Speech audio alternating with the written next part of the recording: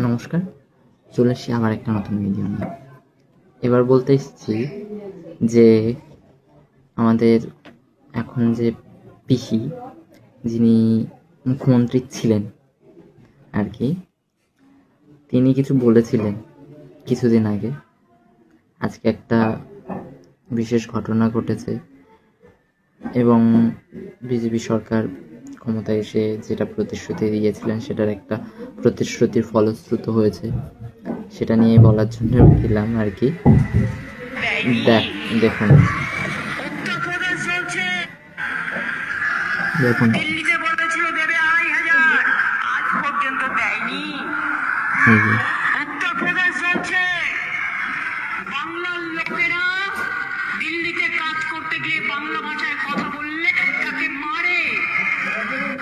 উত্তরপ্রদেশে অত্যাচার করে। দেখাতে পাচ্ছি কিনা জানি না, কতটা কি দেখতে পাচ্ছেন। আমরা সবাইকে নিয়ে চলতে ভালোবাসি।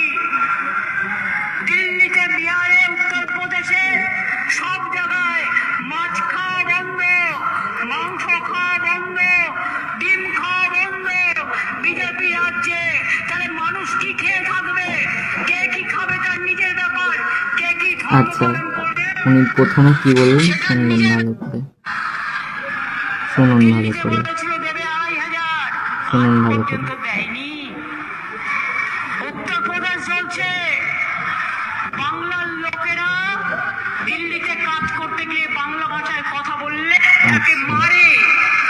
এবার দেখাচ্ছি যে আজকের ঘটনা কি ঘটলো। এবারে পুরো নারী ও শিশু কল্যাণ এবং পালকে অনুরোধ জানাবো তার বক্তব্য রাখার জন্য। সবাইকে নমস্কার জানাই।